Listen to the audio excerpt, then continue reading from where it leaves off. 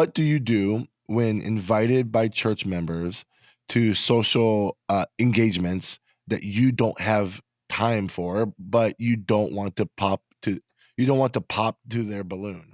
Recently, a member invited all of the senior staff, lead pastor, executive pastor, worship pastor, discipleship pastor, over for a social evening.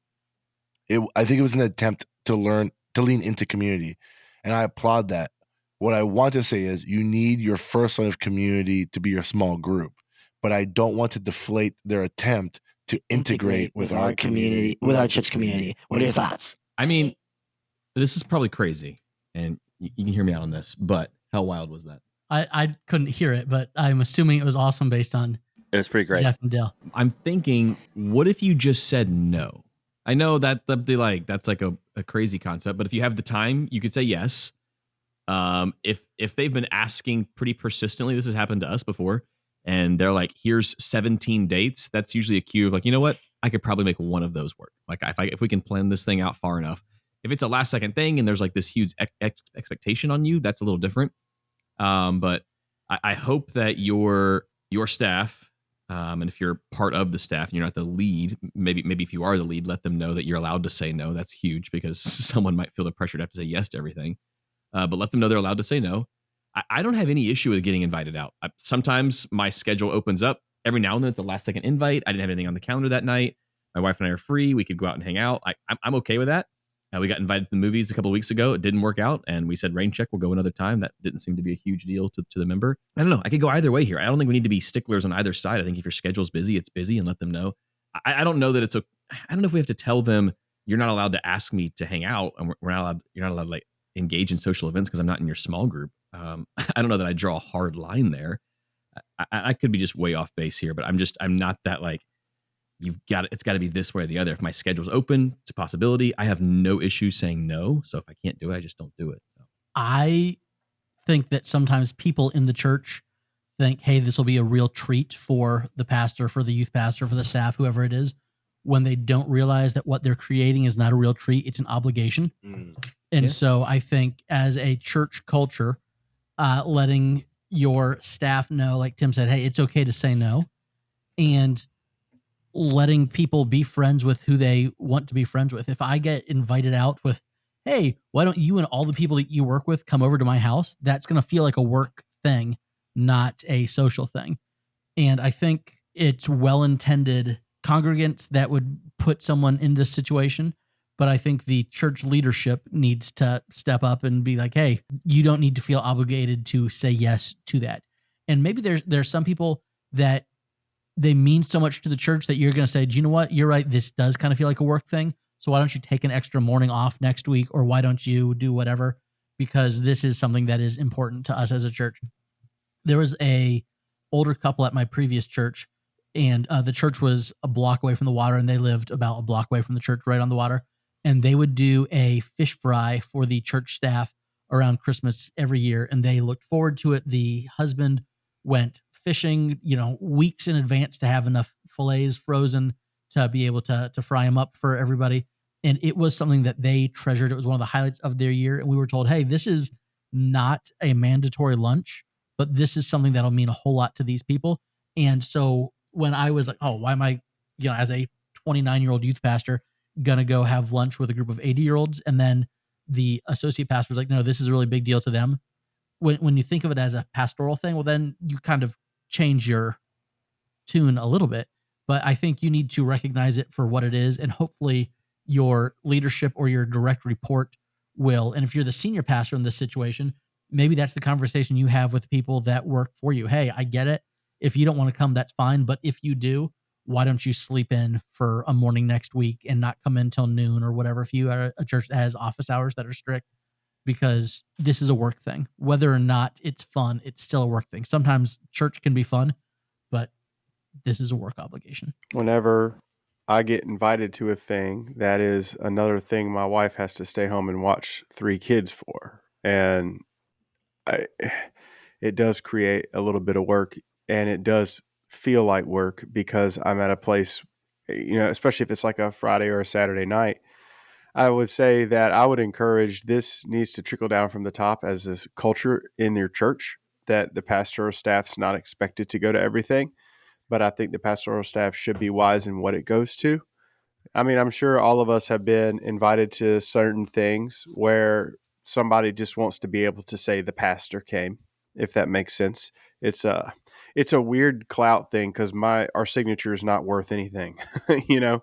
But some people, it means more than others. I have a guy in our church. He's from Liberia, and I've been meeting with him for 3 years, every single Wednesday. Him and a couple other guys, and he said that I was the first pastor who ever sat down with him. And he was so beside himself that he has coffee with me every week. And for us, it's not a big deal. It is, but it carries a different weight to the people we're attending. So we need to pastorally consider who we're saying or who we're not.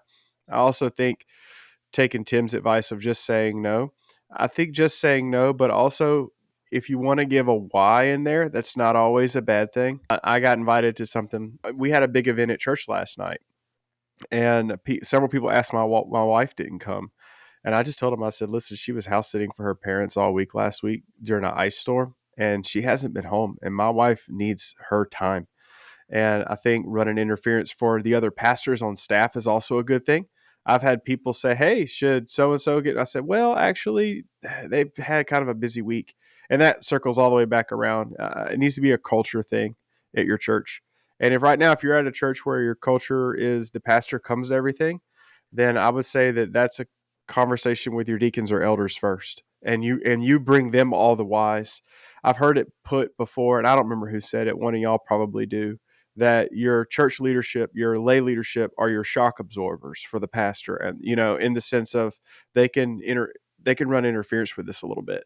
So that would be where I would start with my leadership. Then I would trickle down to culture. And then I would strategically determine, you know, who I am and where I am going to go. And I would also factor that in your calendar. I will tell my wife, hey, next month is this thing, and there's going to be a few nights where I may be out, but this is where I'm going to clear out my day. And also, if you're a pastor and you're in a season where you're having to do lots of visits, can I just encourage you, don't feel guilty going home halfway during the workday.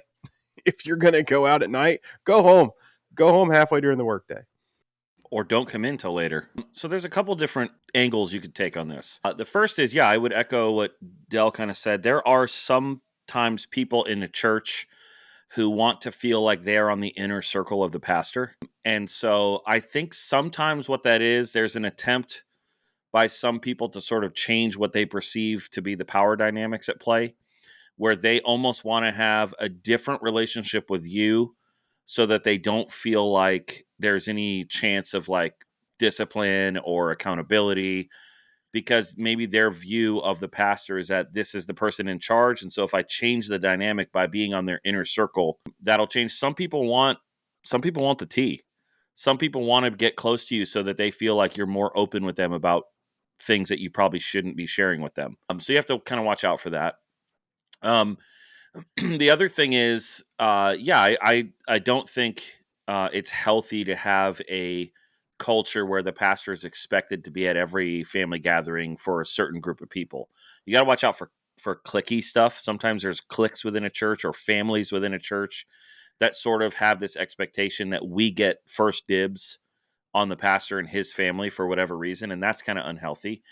But here's the other angle of this.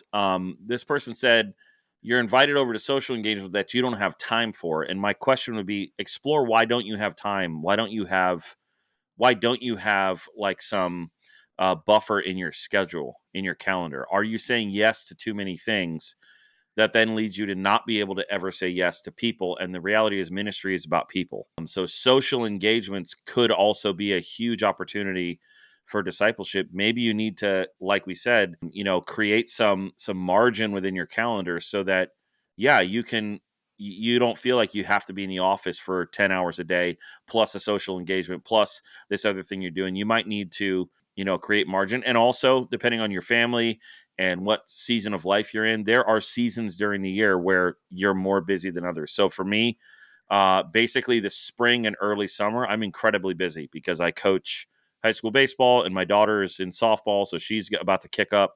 And so that means my social engagement with things like dinners and stuff probably goes down a little bit in the spring. Also, it's Easter. which is, busier for the church. So I just know that in like the late summer, fall, I'm more open for hanging out with people and doing things. So I think you just have to know that and communicate that. And I just think, I would look at both sides of that. What's the motivation of people wanting to invite me over? It could be just social.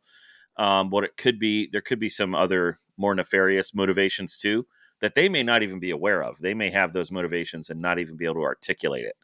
But then also I would just, keep track of how much you're saying yes to, so that you have space in your calendar to be able to say yes to some social things. Cause honestly, you need social time too. You do need to hang out with people and just it not be an official like meeting of the church or something. So I just think there's a lot of nuance that could go on in this question. Don't you feel like this is like the aspect of pastoral ministry that because of sin, like it's what makes it so difficult, right? Like, this could be just a well-meaning person that wants to, like, in their love language, just wants to say, "Hey, I might not be able to even give a lot to the church or even serve, but I can cook a good meal, and so this is how I want to honor my pastors." Or this could be like, I want to be in the inner circle so I could be above discipline or no gossip, right? Like, this is the part where it's like the shadow side of ministry, where it's like I hate the fact that we have to like even We figure have out, to wonder. have to navigate this. And this is why like so many pastors are so guarded with their relationships with the congregants. And to some degree they have to be. In some degree it's sad because you can have really beautiful relationship with congregants if it's built on trust and stuff like that. But I don't want to create a division between that. And this is all the more why I think we have practically pastoring, where you want to have relationships with other pastors to be able to navigate this and say, hey, can I run something by you? Every time I meet with this person, they're asking me questions about other people and I don't feel comfortable. Am I crazy, or is this person after something else? Or, hey, this person keeps asking me out to dinner.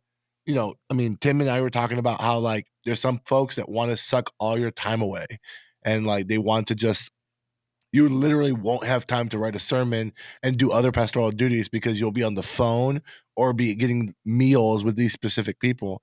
And this the I don't know if this is sad or maybe it's just like a difficult part of the reality is because your sermons and your pastoral ministry is connecting so well with the people, like you might be the only kind of community and person that they feel connected with. And there's this like weird parasocial relationship that happens. And you're like, I don't know if I want to have a meal with you. And they're like, why wouldn't they want to have a meal with me? And it's just, It can flip it's into all- codependency real fast. yeah, it's so Where you messy. need them to need you. It can even flip into like responding to text messages in a certain time period with some people. There's like Yeah. this weird social pressure. Well, you're the pastor. Why don't you respond to me? Well, I've got 3 kids at home and I put my phone away. Yeah. Also, Well- you're kind of annoying. Accurate. Yeah, it's so good.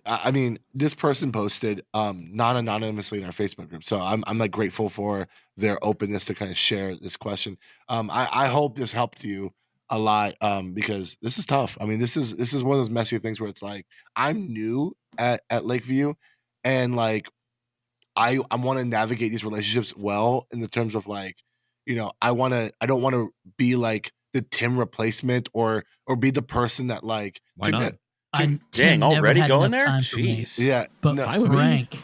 Frank always has No, time I don't for want to me. do that. Reach I don't Reach wanna is do his that. people first to be sermon sent and out he's with the plan. replacing This is gonna Tim. work out Holy great. cow, dude. I mean, Jeff. This is a real thing. Like, I'm one thing that I met with another pastor in Tampa about was like, when I plant my church, I was asking for wisdom, and he said the one thing you need to make sure is done, and this is done through clear communication, is making sure that your church plant doesn't feel like a church split, right? Like people are leaving Lakeview because maybe they have issues with Tim or an elder or whatever, and they're like, I'm going to go to Frank's church because it's the anti-Lakeview or whatever. And it's And like, if I take him out to steak dinner, I'll be able to influence him. There you Like go. that for real. That's a real thing. That is what this kind of thing could Depends be. on the price of the Yeah. steak. We'll see how it goes. and I've already told Tim this is like, if Fogo I de even chao. catch, You can, if I can catch wind that someone is wanting to join a church plant because they have an issue with the previous church, I'm going to straight up say, actually, being a part of this church plant is not where you need to be. Like, you need to like figure out this tension or whatever is going on. But like, I mean, I hate that this is like kind of why this question's important because they don't talk about this in Bible college or seminary. They don't talk about these like dynamics of how people are trying to create like these like political positioning in the church by buying you meals and like, you know, getting coffee with you, or the codependency. It's a wild It's thing. hard because they don't even know they're doing it sometimes. Right. They That's- don't that's- even know that they have that dysfunction. So it's super, super important for you to be like emotionally healthy so that you Yeah. can be that like emotionally healthy, non-anxious presence in Right. that room, because otherwise you'll play into all the weird dysfunctional codependency, like needs being met that they have, that they're using you to meet an emotional need that you actually can't meet, but Yeah. they think you can because it's your position.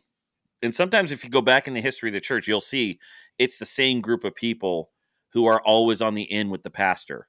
And that's a red flag that like they're trying to meet a need because he has this position. And it's not about actually having a relationship with him as a person. It's hard though. I got another angle just for this question that I think is not talked about enough. So if you are like a younger pastor, maybe it's your first few years in ministry, and you've been given an opportunity to whether it's preaching, or maybe you're like a youth pastor, an associate, or some sort of place where you are connecting with people, there's this temptation to say like, well, my lead pastor isn't doing this, so I'm going to do this. Yeah. And it's giving you collateral with congregants to build almost this like dueling personalities within a church. And now people are like, people like me more because I'm giving them what you won't give them. And dude, that's toxic. And that's, I would argue that's You're demonic. starting a coup. That's rebellion. Yeah. And I would like, if you sense that in you, like, here's the quickest way you can feel that. When the youth pastor preaches once a year or twice a year, and then people come up to them afterwards and say, "Oh, I love your preaching more than the lead pastor." Squash that, like right where that is. Like squash, if at minimum, squash that in your soul, and then like if you can't squash that in real life, because it is not useful or helpful. And actually, those type of statements are actually going to be a betrayal to you as much as it's a betrayal to the rest of the church. Also, So- they will 100% do the same thing to you when the next I guy was gonna shows say, yeah, up. if they say it to you, they'll say it about you. Yeah. Anyways,